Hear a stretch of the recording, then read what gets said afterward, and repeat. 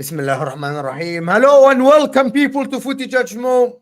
That was heated on Al-Ahwa, I know that was absolutely heated on Al-Ahwa between me and Hamza and HUSAM, all about the Chelsea stuff. But listen, I don't know why we're sitting here on September 2nd and Ten Hag is still a Man United fan. That is horrendous and ridiculous. And we have to sit here and absolutely admire Arne Slot and Liverpool and Mohamed Salah, Gravenberch, McAllister and Van Dijk. Absolutely brilliant performance by Liverpool. I want your opinions. I want you guys to tell me what you guys think, because I really want to know what you guys think. Listen, Chelsea today fumbled 100%, a game in their hands, completely complacent after the first goal. And Spurs, I told you guys, I started believing in the Spursy thing, and I'm literally starting now to see the Spursy thing, where Spurs can't win a game against Newcastle when the Emil Kraft and Dan Burn are the center backs. But listen, big up everybody that is here. Hit the like, but let's get to 100 likes right off the bat. I want to know what you guys think. Hit the like button on your way in. But I have to start with just my opinion on Man United. You have heard me on MHF. You have heard me on HUSAM's channel, on Don HUSAM's channel, of course, on Al-Ahwa. But I wanted to, we'll talk about Chelsea, but I just wanted to touch on a couple of things that people today weren't talking about enough. A lot of people blamed Casemiro for today. A lot of people blamed Marcus Rashford. But I still think that Erik ten Hag is the reason why Manchester United look like garbage on the pitch. Look like garbage and trash on the pitch. This is Man United in a nutshell. Casemiro was isolated on an island. Bruno Fernandes was isolated on an island. And Kobe Mainoo was on a different planet on by himself. And that's down to Ten Hag's tactics, who couldn't even be close. And that is the reason why I am saying that you can tell about the difference between Erik ten Hag and Arne Slot. It's absolutely ridiculous from United and ridiculous from the board to still have faith in this guy when Arne Slot has been here for only 3 games and like 5 preseason games. And then Arne Slot today, tactically speaking, look like a competent team, while Man United look like this is the manager that the first time he sees these players, and he doesn't know that Casemiro is slow, and he's isolating him on the midfield by himself. He doesn't know that Kobe Mainoo will get, like Kobe Mainoo, by the way, didn't have the worst game of his life, but he was isolated and pressed all the time because they knew that nobody is making the runs for him. So it's something that is below my mind. Like, how can someone still think that Ten Hag can turn it around when there are managers like Ange Postecoglou, who from the first game last season, you saw the footprint, and you have a manager like Arne Slot who turned it around, and not turn it around, who looked good from the first game. And don't give me the, oh my God, Man United aren't a ready team and Liverpool are a ready team. That is horrific, bro. Because Ange Postecoglou took a team that was dismantled. And right away, they had a style of play. They dominate position. The players know where to stand on the pitch. We can argue with Ange Postecoglou about the high line. I am against that high of a line. But at the end, he looks good. And big up Aboud, Habibi, for the super chats, always supporting the channel. Thank you so much. W's for my guy Aboud, for AMD, for supporting Footy Judgemo on the channel, always supporting MHF, always supporting Don Husam. Big up my guy Aboud. W's for my guy. I'm putting my W for him. I am putting my W for the guy in the chat. W's, guys, quickly. W's for the guy, because to spend your hard-earned money to support the channel, support the content creator, is not something easy, of course. It's not something easy. I want your opinions. Let me know what you guys think. But I have to say one thing, in my opinion, that for anybody that still think that Ten Hag can turn it around, as people said, that, like, there is Ange Postecoglou, there is Glasner from Crystal Palace, who completely changed the way he looks. Broski, Emery came to Villa and completely changed. Glasner at Crystal Palace changed. Iraola took him half a season, and look at how they play football, bro. Look at how they play football. It is horrendous from Erik ten Hag and from the board to trust this guy. It's absolutely garbage. But that's not the point, Aboud. Wallahi, that's not the point, Aboud. That is not the point, Aboud. The point is the system. All I'm going to say is that when you watch Villa, when you watch Spurs, when you watch Crystal Palace, when you watch Liverpool, you see the same pattern of play happen over and over and over again. For Manchester United, I don't see it. Like, and people want to blame all the players are shit. It's not about the players only. If I see the same pattern, and hear me out in football, if you see the same pattern over and over again, but the players are failing to deliver, you can blame the quality of the players, which is the front, like the front line of Spurs, for example. You see patterns and patterns and patterns of play, and the players fail to deliver. That is on the players. But I haven't seen Man United with the same pattern of play for a whole game. I just need one game of Man United that has one game. Bro, I'm going to show you guys something. I am literally going to show you guys something. Look at this. He made really. Jim Ratcliffe started questioning his life decisions, his life choices. Sir Jim Ratcliffe in the stand starting questioning life choices. Why did I get myself into this? Why did I get myself into this? This is a horrific picture. If you're a Man United fan and you're watching your new owner or your new shareholder that runs the club look like this in the stands after the manager he backed, where do we go from here? What are we talking about then? What is this picture, bro? What is going on? How is this guy sitting on the stand with a hand like this? It's crazy. By the way, I'm gonna De Ligt today, he wasn't cooked. He started the game very well. But again, I'm gonna tell you guys, even if you say De Ligt wasn't great at Bayern Munich, if this manager stays at Man United, they're gonna regret. All the players are Mazraoui, even if you say he's an average player, he's gonna be below average. Everyone is going to regress. I am looking at Kobe Mainoo and I'm saying, run for your life. Run for your life, Kobe Mainoo. Run for your life. This team, this club, keeping this manager, they aren't serious. Run for your life. You're a good talent, a good player. Try to find forces. He signed a new contract. Oh, I love Man United. The club doesn't love itself. The club doesn't love itself. They don't love themselves, bro. If I am, and I'm gonna say this,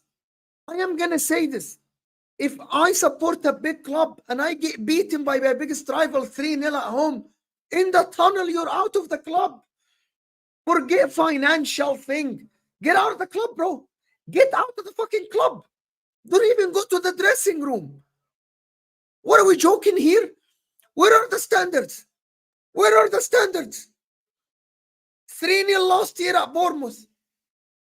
7-0 against Liverpool. 3-0 at home against Liverpool. And still the guy is still in the seat. And he has the guts to talk about XG. That bitch. This guy, Eric Ten Hag. Seriously. To talk. To have the balls. To have the face. To show your face. And instead of saying sorry for the fans, apologize for the fans. Apologize to the fans. Bro, I've seen my managers. I have seen my managers when we get beaten at Inter. Apologize to the fans. Where is his apology to the fans? Where is his apology to the 80+ thousands that filled Old Trafford? Where is it? Why is he not apologizing to the people that paid money to go watch their team? Talking about XG. You're talking about XG. Jurgen Klopp apologized to the fans when they had a bad showing against Real Madrid. Jurgen Klopp apologized. Everyone apologizes to the fans when they play bad. And this guy doesn't even have the balls. He's not man enough to apologize for being beaten 3-0. Talking about XG. Wallahi, there should be riots at Man United. Wallahi, there should be riots outside of the stadium. And I'm telling you, they should not let the bus go with this guy in it. They should demand the club to sack the guy today. Are we kidding here? Is this a joke? Is this a joke? And I'm telling you, 3-0, walk out of the stadium. Walk out from the stadium as a form of protest. Walk out of the stadium. Every single fan, walk out of the stadium. Jim Ratcliffe, see the fans walking away from the stadium, from the game at home, in the biggest game of English football. You back the manager, Jim Ratcliffe. You did your due diligence. You back the manager, Jim Ratcliffe. I hope that the fans at Man United wake up. I hope that the fans wake up. Because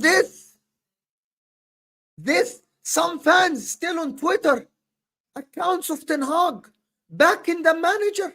He's gonna turn it around. They don't see it. They don't see this. Ten Hag. I don't know if Goldbridge still backs Ten Hag. I don't know why. What do people see? How do you sit there? How do people sit there and talk about Man United still backing the manager? There are some people still backing the guy. It's crazy. But I know you guys like to talk tactics and like to talk stuff like this. But listen, I don't think there is any tactics today. There are no tactics. What tactics? What tactics? What tactics are we talking about today? They made a mistake and then they lost their head for the rest of the game. That is the tactics. We can talk about Liverpool tactics. We can talk about Liverpool tactics. But to talk about Man United tactics? Give me a break, bro. Wallahi, give me a break. Talk about Man United tactics. What tactics, ya akhi? Wallahi, no tactics for Man United today. Any Man United fan still back in Ten Hag? I don't know what you see. I want to see with your eyes, ya akhi. Anyway, let's switch it to Liverpool now.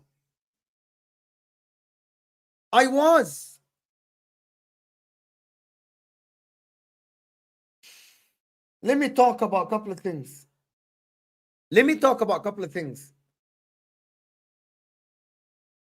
Today, there is something that people, and guys, there's 360 people here. We really need to get to 300 likes. We really need to help the show, help the channel by hitting the like button.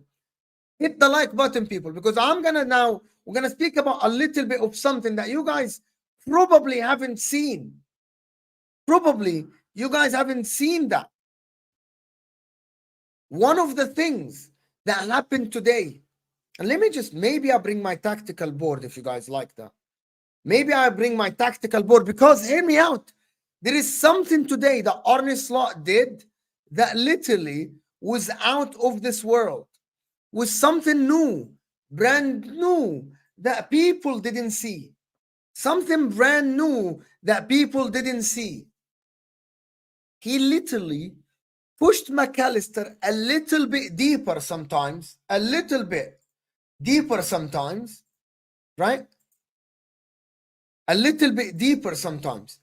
And put Gravenberch a little bit ahead of him to disrupt Man United midfield. That is why Gravenberch was able to run with the ball free in the midfield multiple times. Multiple times. That is what people need to understand. Arne Slot today did something that is completely different than even the last game, where he pushed players different positions to open up Man United. Just like that, the pitch was open. And I'm just going to say that. I'm just going to say this. Arne Slot looks like a manager that absolutely can take Liverpool to even a higher level than what they are now. The problem, as HUSAM says, is the injuries. The injuries are a big problem for Liverpool. Big problem. But the guy looks like he is someone that can absolutely take Liverpool to a completely new level. Completely new level. And that is something I'm liking to see. I like to see Salah in form. I like to see Van Dijk in form. I like to see like the team play fluid football, but also controlled in the same time. Things you like to see. Things you like to see, to be honest with you. And that is what he did. It's very simple. And it's very simple, to be honest, that what he does. Not gonna work. I need to do this later a little bit. I was gonna do a little bit of tactical board, but listen, we can do it later. But Arne Slot, in my opinion, is someone that I think has a very high ceiling for Liverpool. The way he talks in the media, the way he talks in the media, the way he gives instructions, the way he changes the game. And for the people that are talking about Mohamed Salah and what he did and what he said after the game, I genuinely think that Liverpool aren't idiots. They're going to offer him a new contract. I'm not sure if he's going to accept or not. He might feel disrespected, but I am sure that there is a talk will happen with Mohamed Salah. You cannot just ignore Mohamed Salah in this form and say that he isn't going to get a contract. He isn't going to get a contract. I am 100% sure that Mohamed Salah will get a contract. Luis Diaz today, 2 fantastic goals, to be the header and the finish was absolutely sublime by Luis Diaz. He scores that more and people will start believing in Liverpool. And I'm going to tell you guys something. If Luis Diaz cooks, I think Liverpool can challenge for the Premier League title, barring injuries. And I know what people think, but the way Konate played today, and the way Diaz played today, and even the way Konate came on and played the last game, and the way Diaz played the last game, well, maybe Arne Slot will unlock Luis Diaz. And Mohamed Salah, we don't need to speak about Mohamed Salah. Jota, we don't need to speak about Jota. McAllister is McAllister. And also, another player that people forget is Szoboszlai.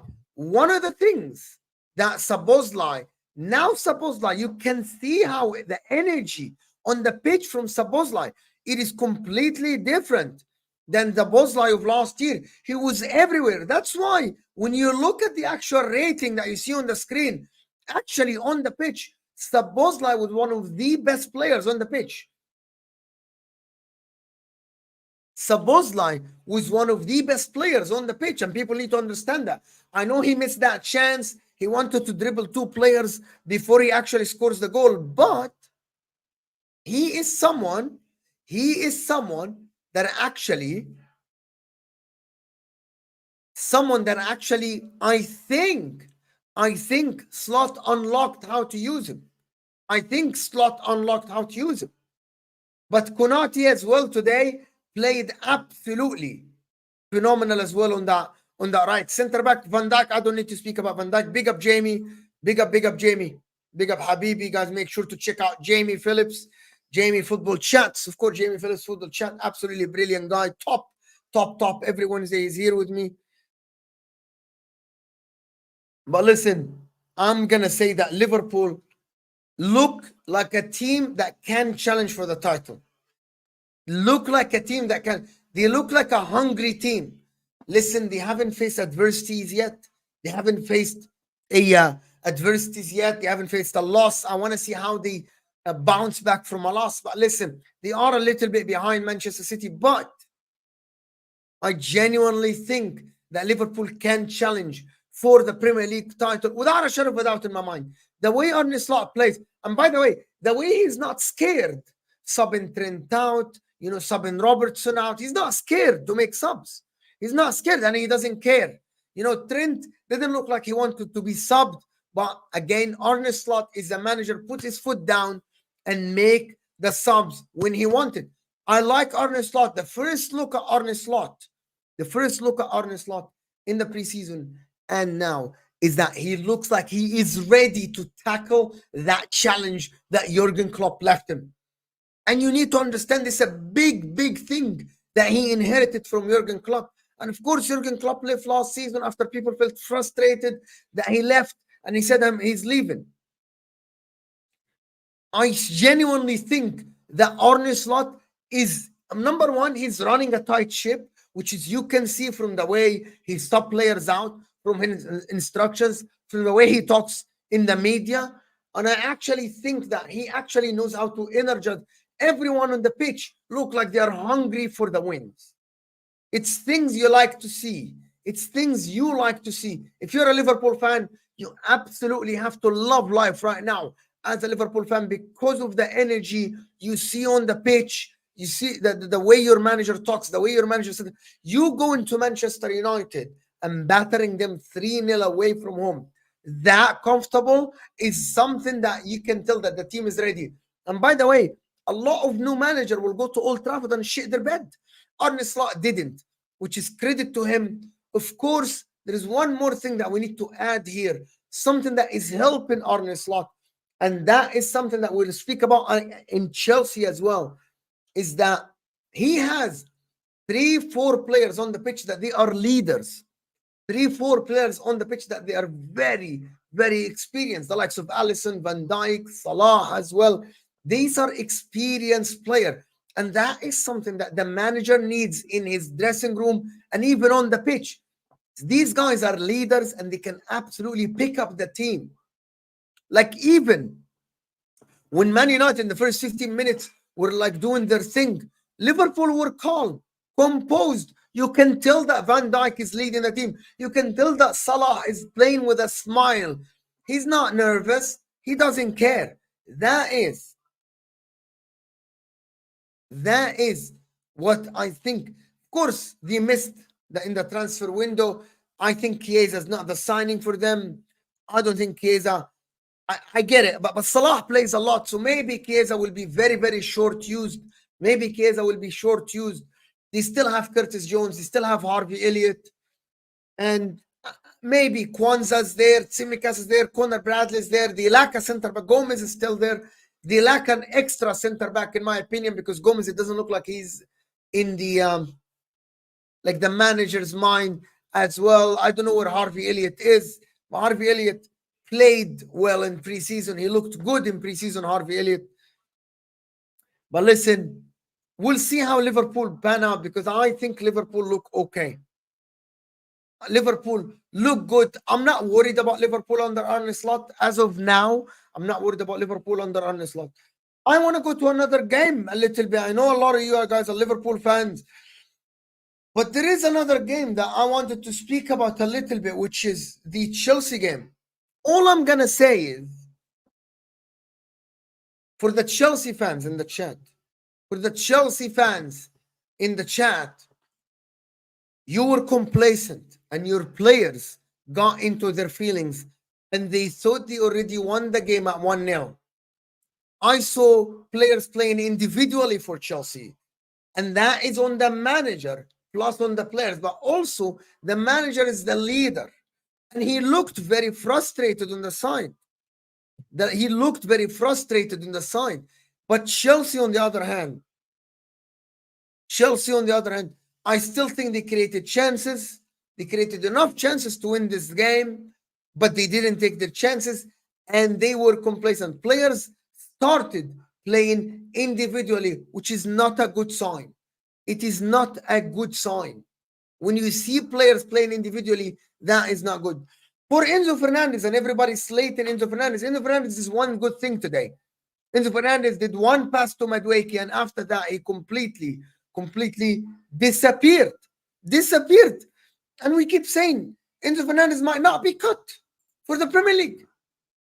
He has one good game, one bad game. One good game, one bad game. But I am not going to say anything about Chelsea in terms of like, oh my God, I'm losing. People are losing their heads. Chelsea fans are losing. Can we get to 200 likes before I continue with Chelsea? Between Liverpool and Chelsea, hit that like button. Get me to 200 likes at least. The like button is underneath your live chat. Looks like thumbs up.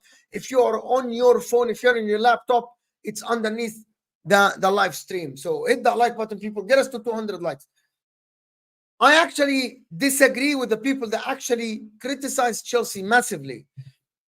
They have depth in attack with Jackson, Nkunku, Neto, Felix, Palmer, Madueke. The problem with me again is the leadership. I don't think Enzo Fernandez is the leader on the pitch. Again, he was waving his arms up. He was frustrated. You need someone that is calm. You need the likes of Van Dijk to be your leaders. At Chelsea, even like someone who is calm. Even Jorginho at Chelsea used to calm players down. Never nervous, never screaming. Enzo Fernandez was he was worried about the referee more than he was worried about his performance. Why are you worried about the referee more than your performance? You really need that.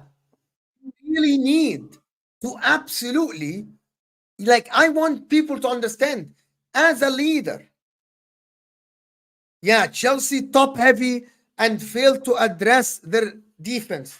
100%. Also, they failed to address the striker position. They needed a clinical striker. They needed a clinical striker. And that is a big problem. You need experience. Number one, they failed to address two things: an experienced center back and maybe a top forward. They tried with HUSAM and it didn't work out. They still have Nkunku though. I don't know what happened to Nkunku. Why is he not using him? Why isn't Nkunku being used? What happened? What happened? And Enzo Fernandez, on the other hand, maybe you. I have to say one thing. I have to say one thing about Enzo Fernandez. This is something that I need to actually you know what? Sometimes, giving the captain's armband is an extra stress and pressure on the player's shoulder. I actually would have liked Chelsea not to give Enzo Fernandez after the pressure and the criticism he had last season. I think it's the wrong move. It's the wrong move, right? For them to give Enzo Fernandez. Everyone is putting Enzo Fernandez already under the microscope after the incident and after the performance last year because of the price tag. I think because Enzo is not a complete bum. He has talent. You can see it. You can see glimpses of it when he passed to Madueke. That weight of the pass was great. But I think having the captain's armband with him is adding an extra pressure on him. He wants to calm down the team. He needs to worry about the leadership. And people forget that Enzo isn't an old player. He's not that old. He doesn't have a lot of games under his belt. He's not that experienced to be the captain of Chelsea, especially with players around him that actually need a little bit of calm down. Because Chelsea at the current moment, the majority of the players that play need to be calmed down, need to be composed on the pitch. And that is my problem with Chelsea. Maybe that decision was not the right decision. I wanted to speak about something to you guys. I wanted to speak about something, and I don't know if, guys, I didn't know this before. I was told by someone that Madueke has an attitude problem. I actually had no idea. Is it a yes or no? Can you guys just tell me in the chat? Does Madueke have an attitude problem? Does he have an ego problem? Does he have an attitude problem? I actually didn't know this. Like, does he or does he not? Redline Taranga, I don't think so. I disagree with you. The reason why, because Palmer himself is still very young. Palmer himself is very young. I am actually looking at the team, and I think one of the composed players on the pitch is actually maybe Caicedo. I don't know who should get the captain's armband for this Chelsea team, but that is the problem. Okay, if you guys say no, maybe I was misinformed. I didn't see it at all. But someone told me that Madueke has an attitude. Okay, so I believe you guys. I didn't know, by the way. Someone literally sent me a message and said, by the way, from inside whatever thing, Madueke has an attitude problem, he has an ego, blah, blah, blah. So I don't, maybe they're wrong. I didn't know that. Maybe they're wrong. That is what I've been told. The difference is Redline Teranga, and we keep going back and forth on this. I see your point, my friend. I see your point. But I think it's not only about the age, my friend. It's about the calmness, the composure. And I think this Chelsea team needs composure. And there is nobody on the pitch that will calm them down. And that is what they're missing today. You're looking at Fofana young, you're looking at Malagusto young, you're looking at Colwell young, you're looking at Caicedo young, Palmer young. You know what I mean? Enzo young, Jackson is young, Madueke is young. The only one is Pedro Neto, and he's 24 years old. So that is what I'm talking about. Chelsea need a little bit of composure sometimes. And I don't think, by the way, Cole Palmer is that we saw him today get rattled when he was one of the things that I told you guys before about Chelsea, and I think Olu said that as well, is physicality. Physicality. That the thing what happened today is that I think Crystal Palace pressed the buttons of Cole Palmer today. Chelsea fans, I want to get your opinions on this. One of the things that I saw Crystal Palace do today is rough Cole Palmer. They roughed him really bad. Every time he was on the ball, they went physical on him, shoulder to shoulder, crowding him. And he got frustrated and he asked for free kicks. And this is the thing, you know what I mean? That is the thing that I'm like, it was Redline Taranga saying Chelsea have no real leaders to begin with. Listen, I'm not in the dressing room to know, wallahi. I'm not in the dressing room to know. But I'm looking at the experience and the number of games and the calmness and the composure.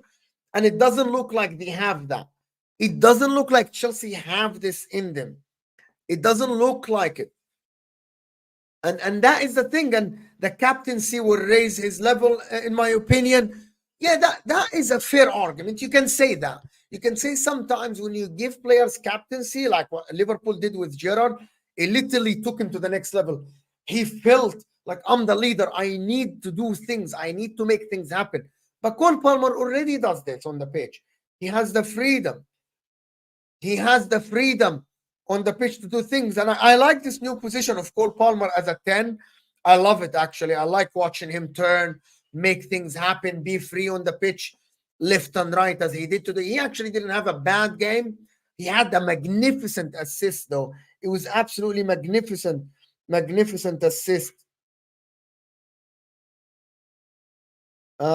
Magnificent, and absolutely brilliant assist. But after this, they roughed him. They roughed him really, really bad.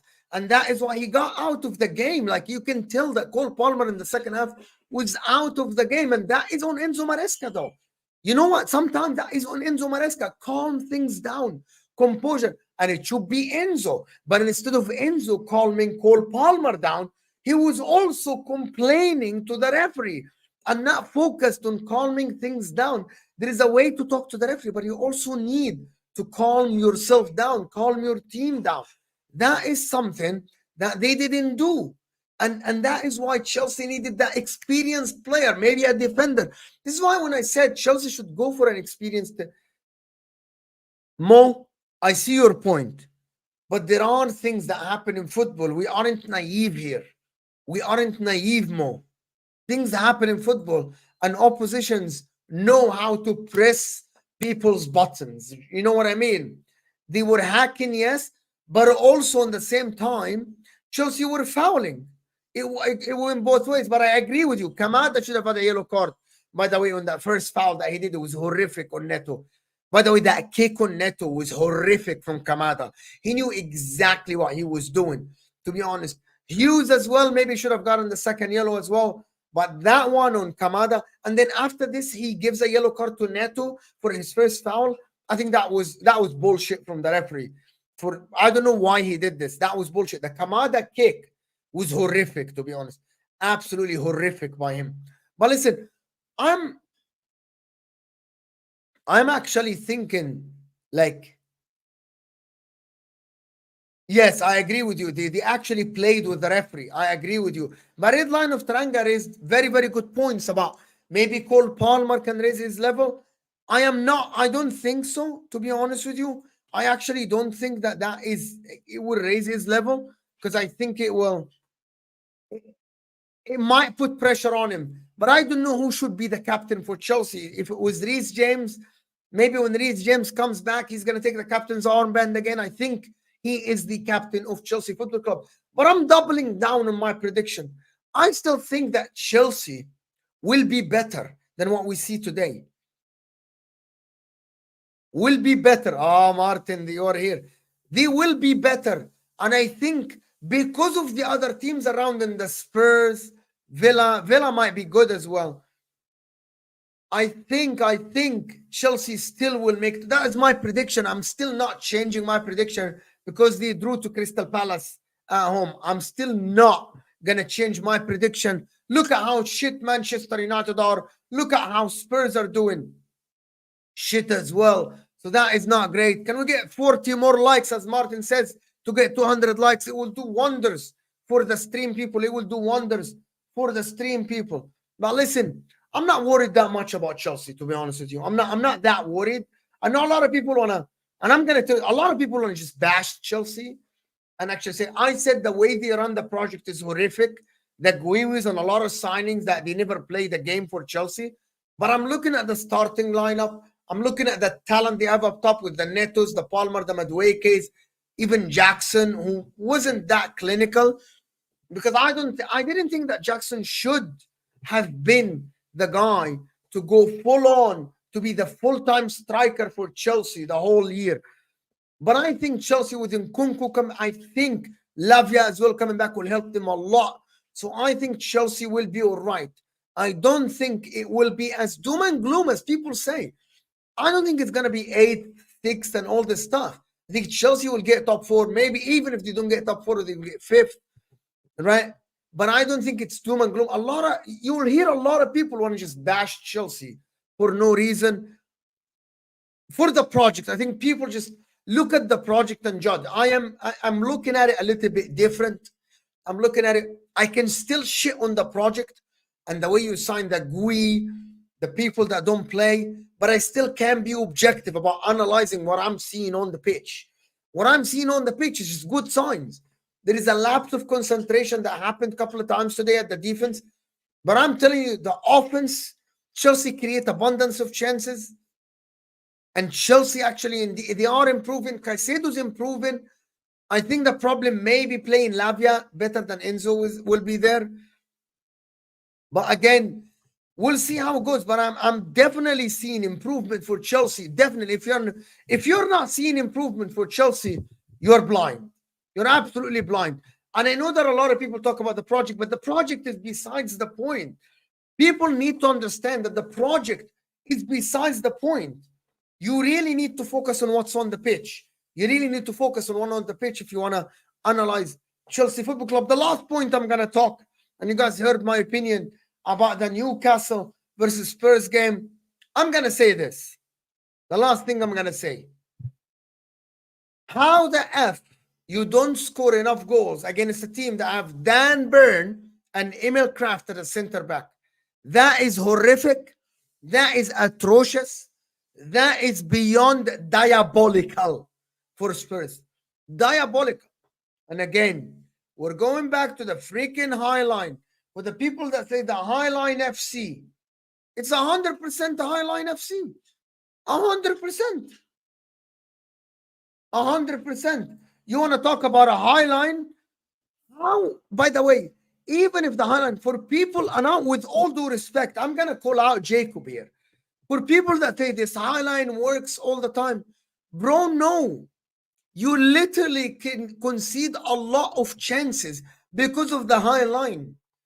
That is not a way of playing football. No team in the world, still, this is amateur level football. High line like this, the whole game, it's amateur level football, bro. And I'm calling it here. Maybe they look good having the ball. Maybe they look good. Maybe they look good, right? Spurs in creating chances and passing the ball around. This high line by itself for the whole game is a disaster.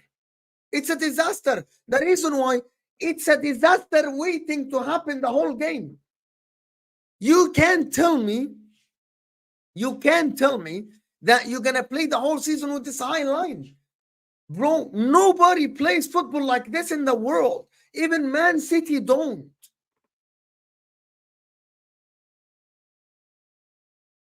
Even Man City don't play that high line.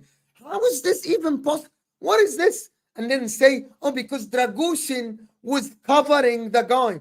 Bro, if the guy had a yard behind, the high line wouldn't work. This is, in my opinion, I would not like my club to play like this. I would not. I would not. like my club to have that high of a line the whole game. You do it once, you do it twice in the game, but staying on a halfway line the majority of the time, that's horrific, bro. That's not football. I'm sorry, I'm gonna call it out here. This is not football, bro. This is not football, especially with the Isak. And I'm gonna tell you something in football. Wallah al-Azim, and I'm telling you guys this, and this is my opinion, and I'm never gonna change it. Do you see Joao Linton here? Once this defense, by the way, once they saw Joao Linton facing them, and by the way, this is, I'm telling you, this is basics in coaching. Basics in coaching. Basics in coaching. When you play a high line like this, once you see Joao Linton facing you and this is what coaches say, once you see the midfielder having the time to pick his pass and you see midfielders running, you need to be deeper. Once they saw Joao Linton turning and facing them, it's Joao Linton, bro. It's Joao Linton. I said that. Once he's turning and facing you, right, you need to drop deep and create depth. By the way, that is every single coach in the world tells people this. And that, by the way, I'm just going to respond to you. And that one time cost you the 3 points. You lost the game because of that one time, which is what I'm saying. It's a disaster with, by the way, if you are a defender of the high line, be my guest. It's a disaster waiting to happen. And Joao Linton facing you like this, Romero should have known better and not look at Romero here. He's ball watching. He's not even looking at the players running. He's ball watching, bro. Romero here is ball watching. That's what we call ball watch. Everyone is running back because that is the right thing to do. Romero should have been running back at this time.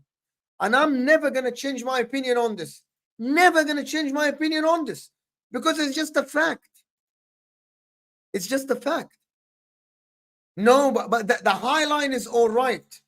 The high line is okay. Once you see, I'm going to repeat it again because maybe you didn't hear me. Once you see the midfielder ready to pick the pass, right? And pass your, if Joao Linton pass your midfield, you create depth because you know that the pass is coming, because you know that the run is coming. That is it. And by the way, all I'm going to tell you guys, the defenders that don't create depth, they don't want to run back. Dragusin did the right thing here. Dragusin did the right thing here. Romero and Hash, doctor, Romero can only do the offside if he's even looking at the players. He wasn't even looking at the player. It's Joao Linton. It's Joao Linton. You never do this high line once the midfielder has the time to, again, but it didn't, did it? But it didn't. You lost 2-1, but it didn't, did it? It didn't. But at the end, it didn't. Better finishing. This is when you say excuses. Arsenal could have won the game. Better finishing with Bukayo Saka and Ka'ab, they could have won the game. Better finisher, and Arsenal could have won the league if they won against West Ham last season. Better finishing, and Arsenal would have won the league last season. Simple. Do you have the same energy for Arsenal? You are a Spurs fan. Do you have the same energy for Arsenal? Better finisher, and Arsenal would have won the league because they created abundance of chances against West Ham. Do you have the same energy? And by the way, for everyone saying Newcastle played deep, bro, Newcastle had Emil Kraft, right? Emil Kraft and Dan Burn. They have to defend deep. There is no pace in that line at all. There is no pace in that line at all. Tanya here is saying you're spot on about Enzo. We'll see how it goes. It's just very strange to me that people still defend him when he does a couple of good things. But I don't think he might not be cut for the Premier League. It's too quick for him. Sometimes it's too quick. He has one good performance and not a good performance. He's not that fast. He doesn't make decisions quick. And maybe Lavia is the answer here. Maybe Lavia is the answer, Tanya. Maybe Lavia is the answer, to be honest. But, bro, people need to understand, and I'm going to go back to Spurs. They play good football. They pass the ball around. And they create chances. But you need to know that if you're 1-1, don't give the opposition a chance to even be deeper and deeper. Deeper and deeper. I actually don't think you dominated position. You had more shots, but I think Newcastle had you exactly where they wanted.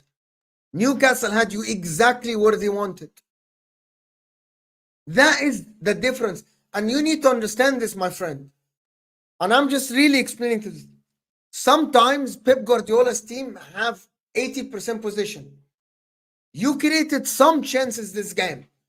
3-4 chances this game. So did they. They created 3 chances as well. By the way, after they scored the first goal, Harvey Barnes before that had a clear shot that went just 1 yard next to the bar.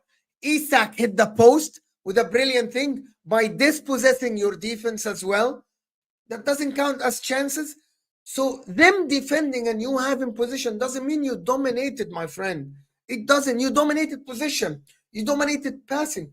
But I thought Newcastle wanted to defend deep because they knew that they didn't have any pace. Newcastle had Emil Kraft, and that is the difference. And I'm going to tell you something. Newcastle didn't even try to press Spurs the majority of the game. They didn't even try to press Spurs the majority of the game. Right? And let me tell you the difference. Eddie Howe today knew that his 2 center backs are slow. So he played very compact at the back and played on the counter attack. Gordon, Barnes, Isak. The difference is some other teams, which is I'm calling out Ange. When he had Ben Davies and Emerson Royale last season as center backs, he still played the high line. I like principles and everything. I like it. I like the principles. But sometimes you need adaptation. And by the way, you say you can beat Arsenal. Yes, you can.